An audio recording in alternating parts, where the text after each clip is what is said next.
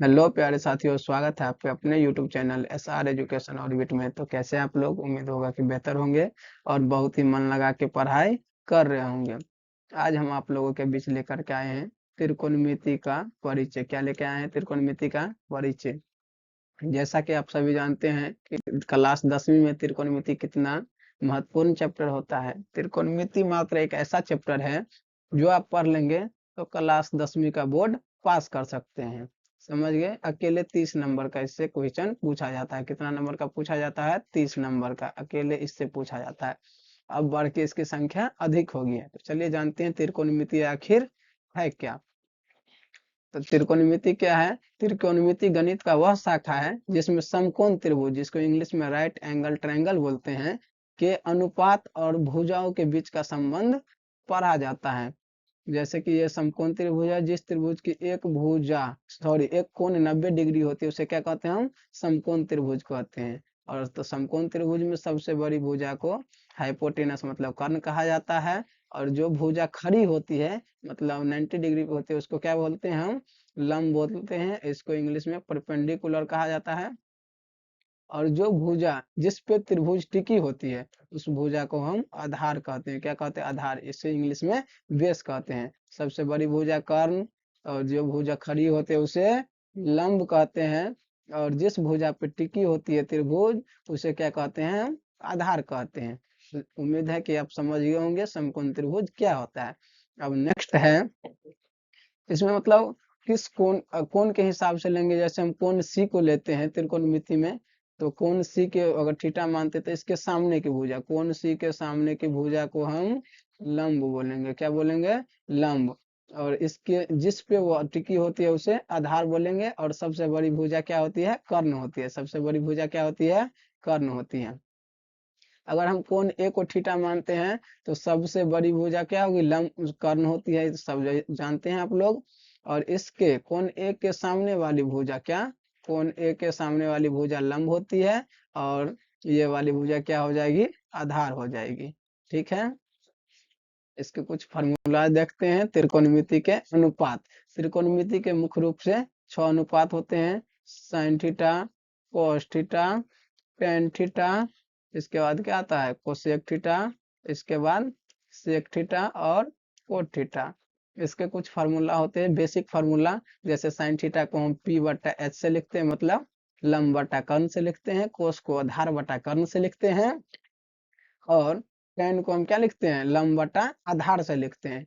और ठीक उसी प्रकार कोसेक को हम कर्ण बटा लंब से लिखते हैं। और सेक को हम लिखते हैं कर्ण बटा आधार। और कोट को क्या लिखते हैं? आधार बटा लंब से लिखते हैं। कोट को क्या लिखते हैं? आधार बटा लंब से।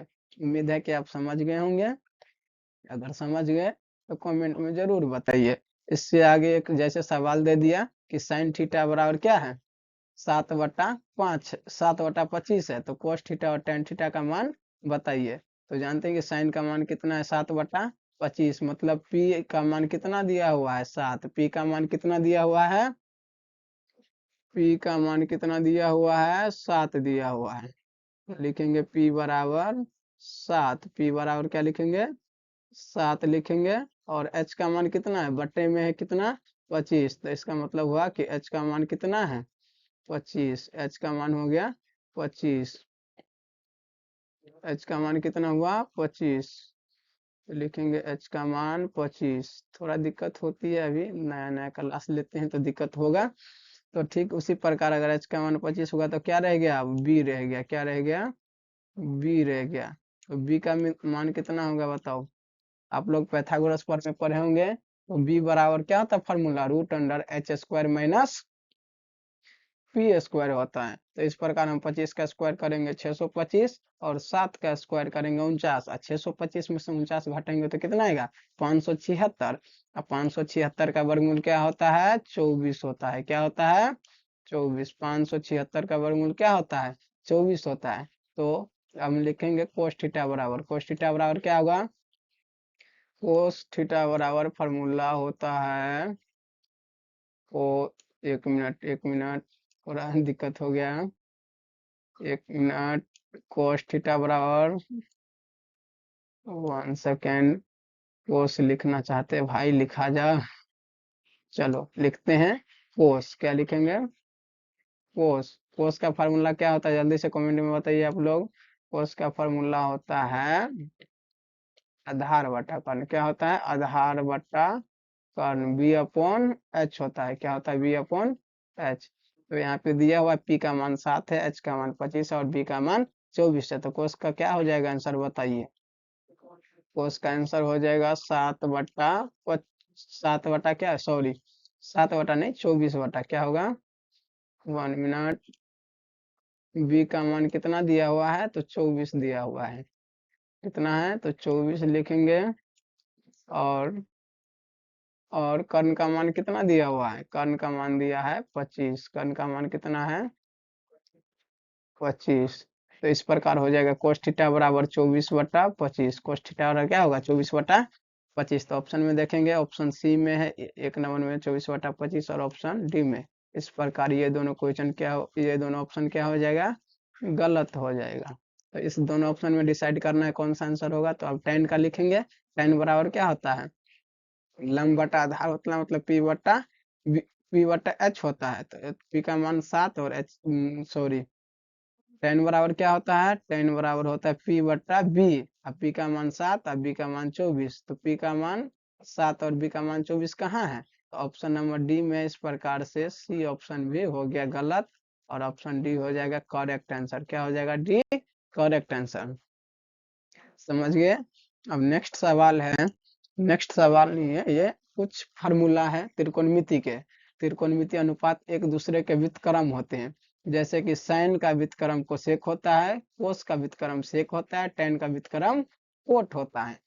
तो इस प्रकार फार्मूला बनता है साइन बराबर 1/कोसेक, कोसेक बराबर 1/साइन, कोस बराबर 1/सेक और सेक बराबर क्या बनता है? 1/कोस बनता है। ठीक उसी प्रकार tan बराबर क्या बनता है? 1/कोट बनता है और कोट बराबर क्या बनता है? 1/tan बनता है। उम्मीद है कि आप समझ गए होंगे और यह फार्मूला बहुत ही जरूरी होता है। ठीक इसी में से आपकी बोर्ड परीक्षा में भी आ सकता है, क्योंकि कई बार ऐसा फार्मूला पूछ लिया जाता है। और इससे आगे हम देखेंगे कुछ और फार्मूला है, जैसे भाग देने वाले फार्मूला होता है। तो tan बराबर क्या होता है? tan बराबर होता है साइन बटा कोस। tan बराबर क्या था फार्मूला? साइन बटा कोस। और कोट बराबर क्या होता है? कोस बटा साइन। बताए थे कि tan और कोट एक दूसरे का रेसिप्रोकल होता है, इसलिए tan का मान साइन बटा कोस होगा। तो कोस का तो कोट बराबर क्या हो जाएगा? इसको ले जाएंगे ऊपर और इसको ले जाएंगे नीचे, तो कोस बटा साइन हो जाएगा। अब पाइथागोरस प्रमेय के हिसाब से कुछ फार्मूला बनता है, जैसे कि sine square plus cos square बराबर 1 बनता है, 1 प्लस tan स्क्वायर बराबर सेक स्क्वायर बनता है और 1 प्लस कोट स्क्वायर बराबर क्या बनता है? कोसेक स्क्वायर बनता है। ठीक है, अब नेक्स्ट हम देखेंगे क्या है। नेक्स्ट हम, अगर आप समझ गए तो चलिए, बहुत बहुत धन्यवाद। उम्मीद है कि आप पूरा समझ गए होंगे और अपनी तैयारी को बेहतर बनाएंगे। इसी तरह और समझने के लिए और बेहतर जानकारी के लिए आप हमसे जुड़ सकते हैं हमारे चैनल SR एजुकेशन ऑर्बिट में, और आपकी तैयारी को हम इससे भी बेहतर बनाने की कोशिश करेंगे। अभी थोड़ा स्टार्टिंग है, थोड़ा दिक्कत होगा, बट आगे उतना दिक्कत नहीं होगा। और हम खुद मैथ में मतलब 90 प्लस लाए हैं, तो आपको भी 90 प्लस लाने का हक बनता है, क्योंकि आप पढ़ रहे हैं हमसे। और हमसे जुड़े रहिए और टॉपर बनने का सपना हम आपका साकार करेंगे। मन लगा के पढ़ाई कीजिए, अपने मम्मी पापा का नाम रोशन कीजिए। चलिए, बहुत बहुत धन्यवाद। जय हिंद।